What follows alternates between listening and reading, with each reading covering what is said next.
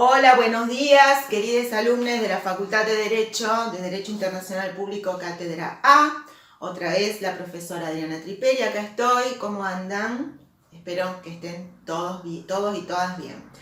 Hoy vamos a comenzar a tratar otro punto con relación al territorio y el derecho internacional público que se aplica, en este caso, el de los territorios polares, el Ártico y la Antártida. Y vamos a empezar diciendo algunas peculiaridades. Esto está en el punto 4C15 del programa, que pregunta sobre los territorios polares, sus peculiaridades y el régimen jurídico aplicable. ¿Por qué es importante hablar de las peculiaridades? Porque si bien los dos son los casquetes glaciares, hielo, que tenemos en el planeta, que cumplen una función muy importante con relación a la regulación del clima, geográficamente son muy distintos. La Antártida es un continente, es el sexto continente, el continente blanco, con 14 millones de kilómetros cuadrados, donde la vida humana naturalmente es imposible. Mientras que el Ártico es un océano que se encuentra congelado, el océano glaciar ártico. Océano que comparten, digamos, que baña las costas de 5 estados, que son los estados circumpolares. Entre ellos tenemos a Estados Unidos por Alaska, Rusia, Dinamarca por Groenlandia, Canadá y Noruega.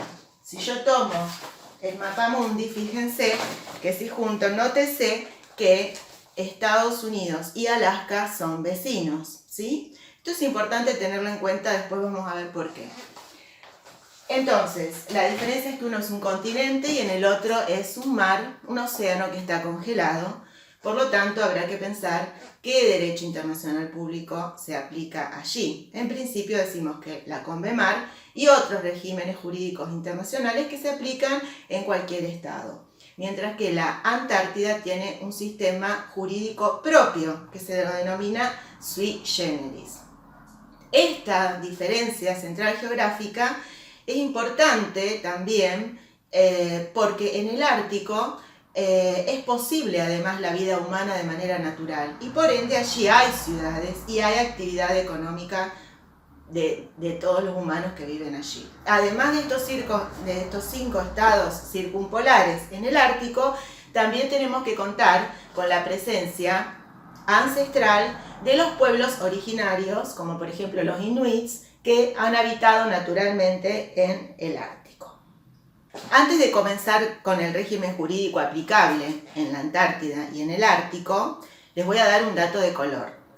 Ambas denominaciones tienen el término ártico, ¿sí? Que viene del griego, que significa oso u osa.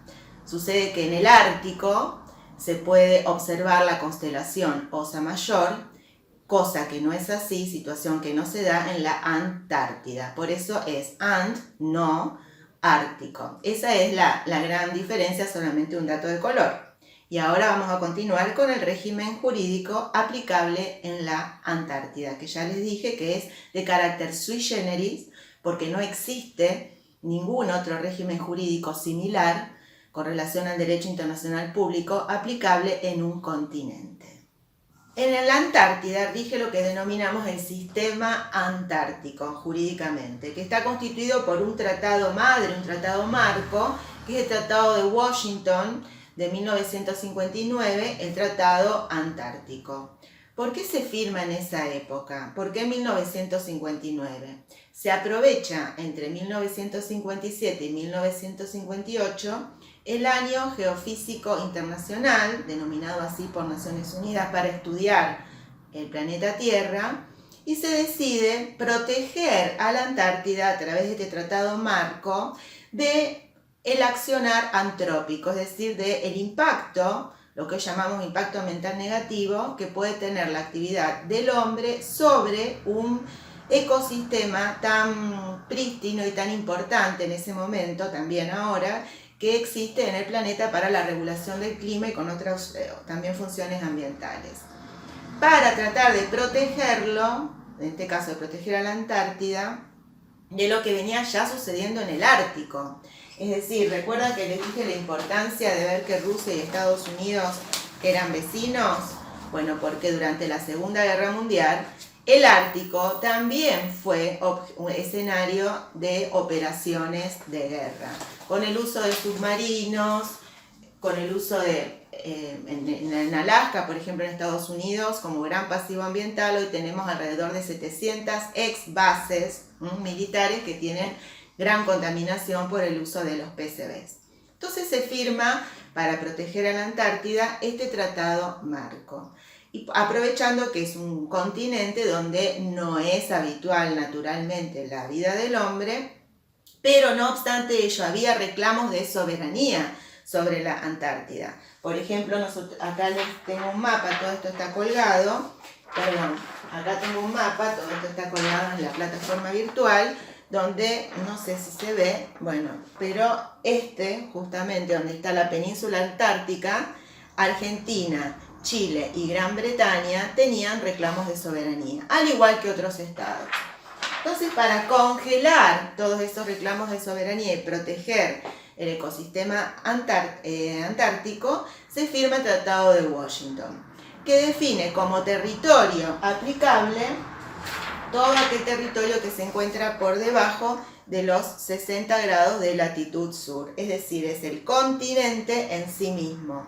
Y las barreras de hielo, que en este momento muchas se están descongelando, dicen que por el cambio climático, las barreras de hielo. Y el mar no forma parte de aplicación del régimen jurídico por lo antártico, sino que se aplicaría entonces la CONVENAL. Este tratado madre tiene una serie de principios. En primer lugar, fue firmado en interés de la humanidad, en pos de la cooperación internacional, de las investigaciones científicas.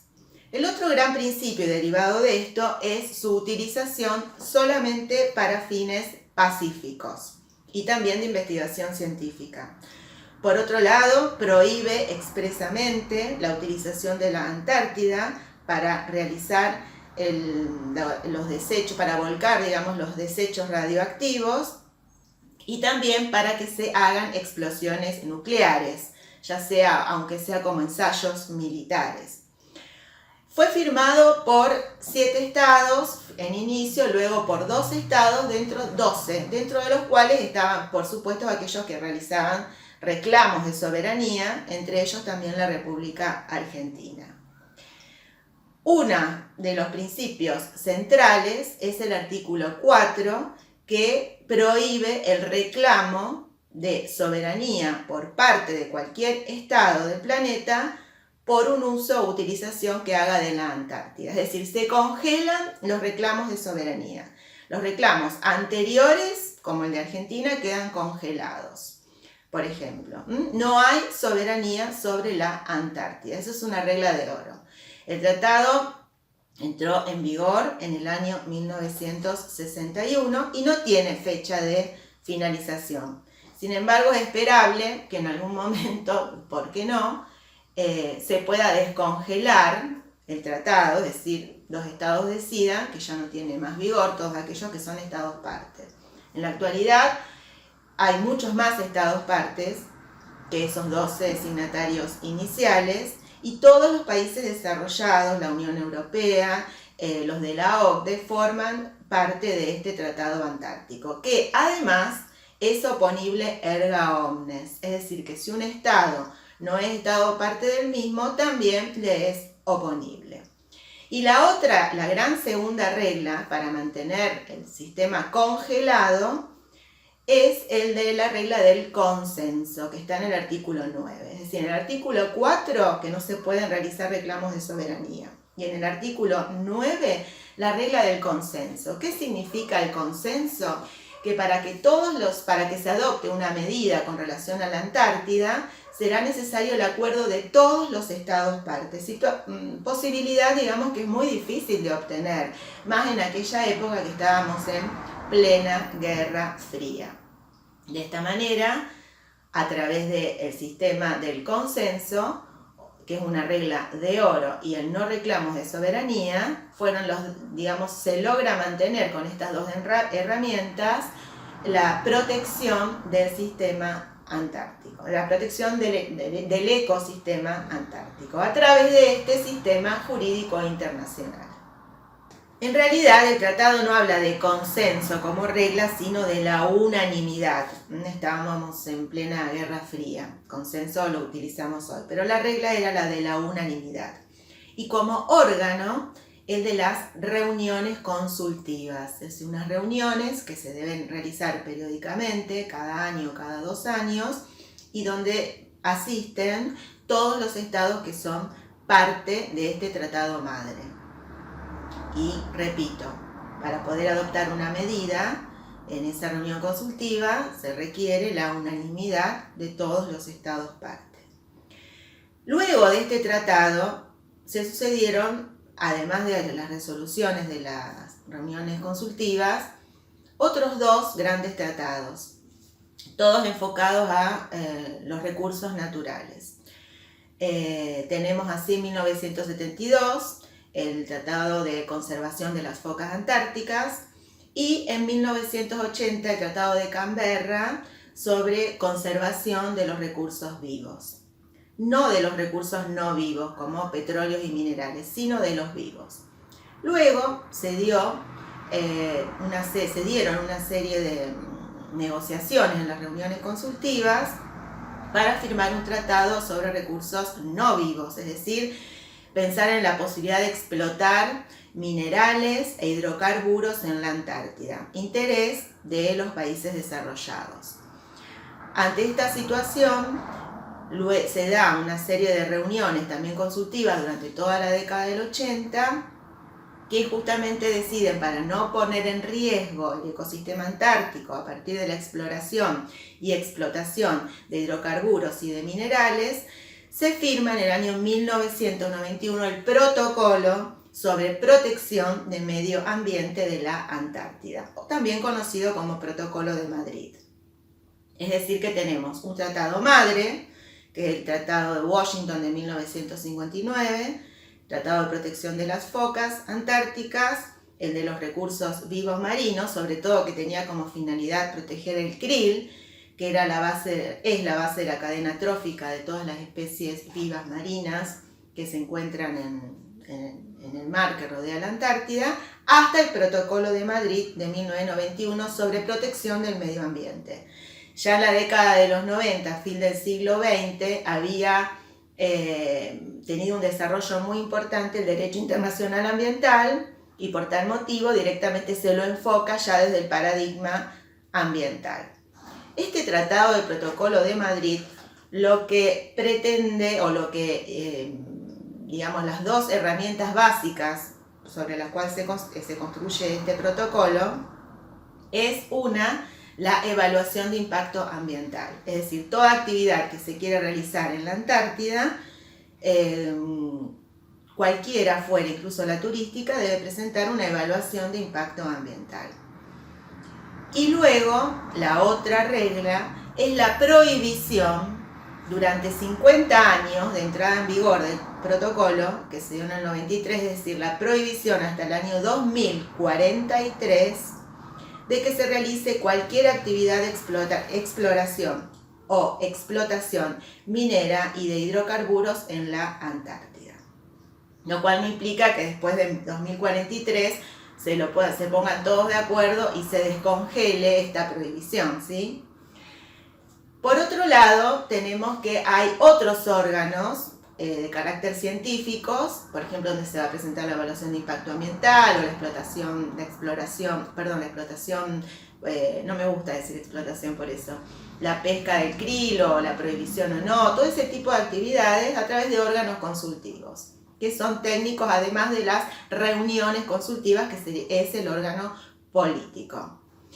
En 1991 entonces se firma el Protocolo de Madrid y en el año 2003 se firma un tratado entre la República Argentina y el órgano del sistema, que son las reuniones consultivas, para instalar la Secretaría del Tratado Antártico en la República Argentina, que está ubicada en Cava. Esta Secretaría tiene funciones netamente administrativas y es un sujeto de derecho internacional. Como vemos, así se configura el sistema antártico en base a todos los principios que yo les he mencionado y esta protección ambiental con su protocolo de Madrid del año 1991. Y ya terminando con el tema de Antártida, les recuerdo que cuando la República Argentina hace su presentación ante la Comisión de Delimitación de la Plataforma Continental de Montego Bay, también presenta su plataforma continental con relación al territorio que reclama. Pero recordemos que este territorio está hoy, este reclamo está hoy congelado. ¿Qué sucede? Según la CONVEMAR, digamos, cuando hay disputas sobre un territorio, hasta que no estén resueltas, no se va a resolver sobre esa plataforma continental. Motivo por el cual, si bien Argentina la ha reclamado, hoy ha quedado en suspenso. Por eso les dije en el momento cuando vimos plataforma continental que no lo tuviéramos en cuenta. Pero si Argentina no la presenta, está abdicando de su derecho en un futuro si se llega a descongelar el sistema antártico. Ahora continuemos con el Ártico. Recuerden que les dije que está constituido por 5 estados circumpolares, más los pueblos árticos, que son las tribus originarias ancestrales que naturalmente han vivido en los mismos. Por lo tanto, en ese océano, que es el Ártico, que está congelado, que está constituido por alrededor de 5 millones de kilómetros cuadrados, ese hielo se denomina permafrost, o sea, un hielo permanente, que hoy se está viendo también acosado, digamos, o está muy vulnerable al cambio climático, está en proceso de descongelamiento. El último informe es que el nivel del mar en todo el planeta ha subido 1,5 justamente por el descongelamiento de los casquetes polares como consecuencia del cambio climático. Bueno, en ese océano sí hay soberanía de los estados circumpolares según la CONVEMAR.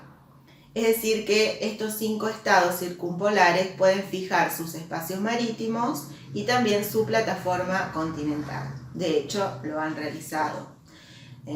Entonces, también recordemos que durante la Guerra Fría, a diferencia de la Antártida, el Ártico fue un espacio muy militarizado, muy nuclearizado, es decir, con muchas explosiones nucleares, ensayos nucleares, y hoy, además, como consecuencia del cambio climático que se está descongelando, es mucho más fácil de explorarlo y explotarlo comercialmente, ya sea porque permite la navegación de buques que pueden tener accidentes y derrames, por ejemplo, de residuos peligrosos en el mar, y también porque se puede hacer, y de hecho se hace, por ejemplo en Rusia, explotación de petróleo y de gas. Fue recién en 1982, con una iniciativa de Gorbachov, es decir, cuando se comienza con la perestroika, de tratar de ver si se podía realizar o no un tratado marco, por ejemplo, de protección como el de la Antártida, y se decidió que no, que iba a continuarse con el principio de la soberanía de los estados sobre ese mar congelado, y fue recién en el año 1996 que se firma un acuerdo entre los estados circumpolares en Canadá, en Ottawa, donde se crea el Consejo Ártico, que es un órgano totalmente intergubernamental, o sea, está compuesto por los representantes políticos, sobre todo de los 5 estados circumpolares, más una representación también por parte de los pueblos árticos, los pueblos originarios, y su estructura es totalmente intergubernamental. No prevalece entonces allí el multilateralismo, sino el bilateralismo, y el Consejo Ártico tiene funciones netamente de intercambio de información entre los estados, que forman los 5 estados circumpolares. Fue recién a principios del siglo XXI, donde se intenta dar alguna protección ambiental, o sea, se aplica en este territorio todos los sistemas, se aplican todos los tratados internacionales ambientales, si los estados son partes o no, estos estados circumpolares de esos tratados ambientales, y sí se firmaron un par de acuerdos por posibles accidentes que se puedan producir en el mar como consecuencia, en el océano Ártico, como consecuencia de su mayor uso por el descongelamiento. Como les dije antes, por ejemplo, un derrame de residuos peligrosos. Entonces son, en realidad, tratados de salvataje, sobre todo para la tripulación, y también de contención y de mitigación de algún evento ambiental que se produzca como consecuencia de estas actividades económicas que sí se realizan, repito, la navegación comercial y también exploración y explotación de gas y de hidrocarburos. Bueno, damos acá por finalizada esta clase y espero que les haya gustado, que tengan en cuenta la importancia de los casquetes polares, los dos sistemas jurídicos diferentes que se aplican en los mismos, en uno porque hay soberanía de los estados y en el otro porque no la hay, porque es un continente donde no hay soberanía del estado y rige el Tratado Antártico. Y les mando un abrazo virtual a todos y espero que se encuentren bien.